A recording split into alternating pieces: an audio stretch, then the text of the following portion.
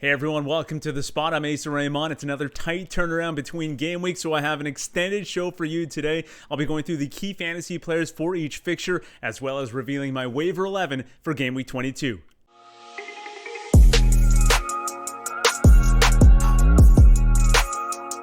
And thanks to everyone who's been supporting the channel, especially those in the fantasy draft community. If there's anything that you'd like to see in upcoming videos, please let me know in the comments below. All right, let's get to the key fantasy players now from each fixture in game week 22. First match to look at, Sheffield hosting West Brom. John Fleck is averaging 4 points per game in his last 4 matches, and that's the metric that I'll be using in this preview video, a 4-game average, so that's the number that you will see on the screen. Ethan Ampadu is a player that I've liked on Sheffield and haven't had a chance to highlight because they've had some difficult matchups recently, but I'm curious to see how he does against West Brom.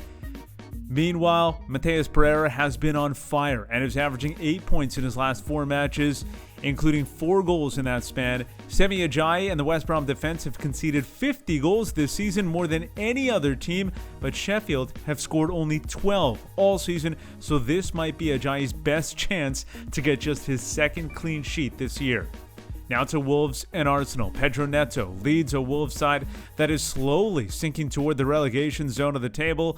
Their last league win came against Chelsea on December 15th, 2020. And it's also the last time Pedro Neto scored. Adama Traore has been one of the most disappointing players for the club this season and still has just 1 assist all season long. Arsenal undefeated in their last 7, defensively led by Rob Holding, who is averaging 5.5 fantasy points in his last 4. But the streak also coincides with the exact time that Emile Smith-Rowe was put into the lineup. He's recorded 4 assists, 6 clean sheets, and conceded just 1 goal in those 7 matches.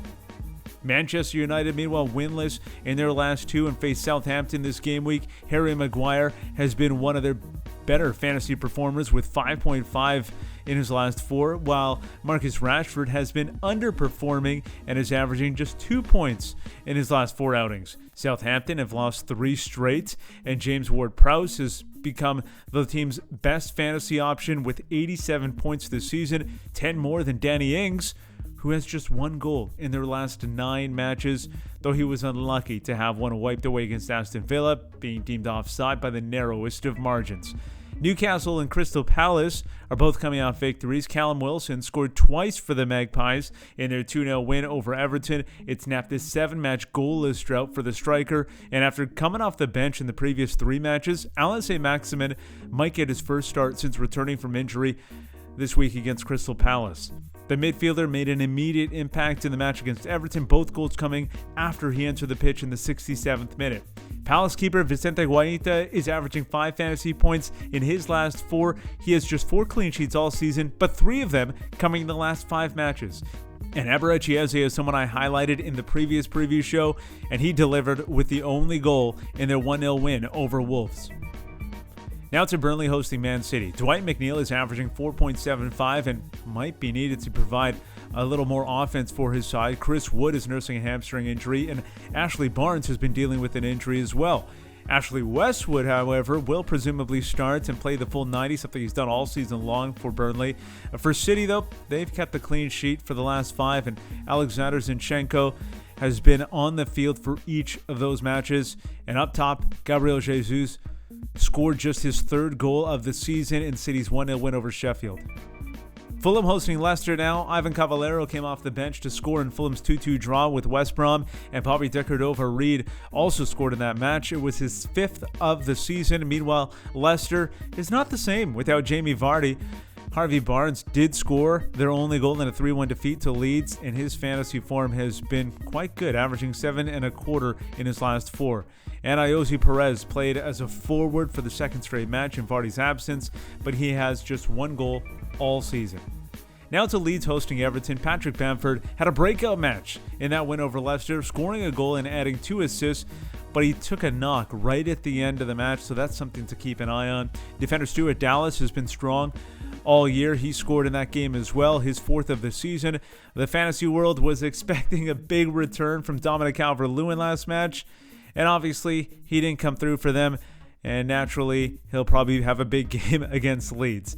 And defender Yerry Mina has cooled off significantly recently, but is always a threat to score off set pieces, so we'll see how he does in this one. He's averaging just 1.5 in his last 4.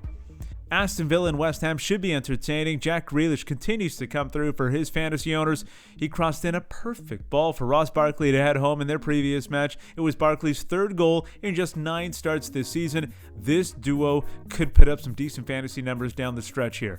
For West Ham, they've enjoyed the return of Mikel Antonio. The big man is averaging 6.25 in his last 4, and Craig Dawson has scored lower than 6 just once since he entered the fold 6 matches ago.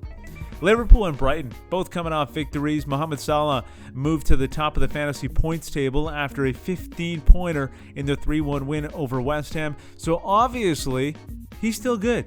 And someone we don't talk about enough in the fantasy world, Jorginho Wijnaldum, scored his 2nd goal of the season, and he's someone who tends to be maybe on a bench in a fantasy league, in a fantasy draft league, I should say, because he always plays and there's always a chance he'll score and get an assist. And you look at his average there, 4.5 over his last 4. It's probably better than you'd expect. And if for some reason you picked up Lewis Dunk ahead of game week 13, well, you would have enjoyed 6 matches where he scored more than 5 points in that time, so he's been productive to say the least. And if you've been waiting to get a return on Leandro Trossard, you finally did. He scored in their 1-0 win over Tottenham and is averaging 4.5 in his last 4.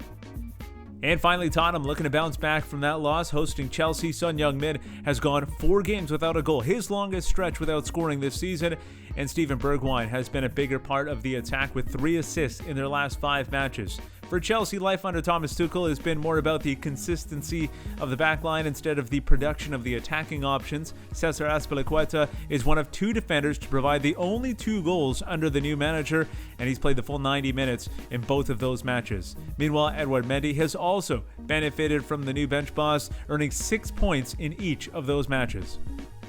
All right, now that we've gone over some of the big names for Game Week 22, let's talk about who's available on the waiver wire. And this is something I enjoyed so much the first time, I decided to do it again. I'll be picking a full squad using only players available on the waiver wire in my 10-team fantasy draft league.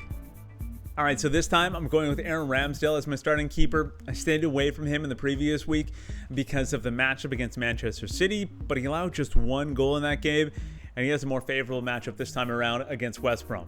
Now to the defenders. I'll start with Craig Dawson. He's been incredible for West Ham since featuring for the side this season. He has 3 clean sheets and a goal in 6 matches. The Hammers face Aston Villa next. My second defender is Patrick Van Aanholt of Crystal Palace. Now, the Dutch fullback returned to the lineup against Wolves and earned the 3 bonus points in the 1-0 win. So he was obviously active and involved in a 9-point outing and should be trusted to push forward once again against Newcastle. Meanwhile, Matthew Cash of Aston Villa also earned 3 bonus points in a 1-0 win. It was his 9th clean sheet of the season. And when you're looking at the bigger picture here, he has some really good matchups in February and March if you're looking for a long-term solution on your team. My 4th defender is Semi Ajayi of West Brom. This is not a long-term solution by any means. This is just me taking a stab at getting a goal from a defender this game week. He already has a couple this season and could get an opportunity against Sheffield United. And I'm just trying to get the most points out of my waiver 11 team. I'm enjoying this way too much. All right, moving on to the midfield now. I'll start with one that I should have gone with last game week. Ivan Cavallero was featured in my preview show for game week 21, and he should have been in my waiver 11 as well. I'm not making the same mistake again, but I might be chasing points and I'll probably get burned by it and get stuck with a blank. My second mid is Arsenal's Nicolas Pepe. He was on the bench in my previous waiver 11, but he looks strong against Manchester United at times, and I'm hoping he has a chance to get forward against Wolves. Then I'll go with Newcastle's Miguel Almiron against Crystal Palace. I know what you're thinking, okay? Not great since he'll be taking points away from Van Aanholt if he does score, but you can't worry about that sort of stuff. It's worse if you leave a player out of your lineup and they end up scoring and taking away points from one of your defenders anyway. So you just have to stick with your gut and create the best 11 that you can. My 4th mid is Southampton's Stuart Armstrong. He's the highest scoring midfielder available in my league. Sometimes you just need to take the best available, the one that's staring you in the face, and not ignore that he's been productive so far this season. So some decent other options I'd consider at this spot, though. Steven Bergwijn of Tottenham and John Fleck could be an option as well. One of them might appear on my bench. As for forwards now, Callum Robinson became available in my league after another manager dropped him for Olivier Giroud, presumably after watching the last waiver video. So I'll scoop him up now, take a chance on Callum Robinson and hope he performs for me.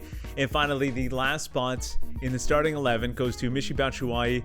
He was handed a start in Crystal Palace's 1-0 win over Wolves. If you need a forward on your team, he's probably one to keep an eye on at least. Maybe not pick him up this week, but keep an eye on, because if he does perform and produce against Newcastle in the upcoming game week, he's likely to be one of the most coveted players on the waiver wire ahead of game week 23. Just something to think about.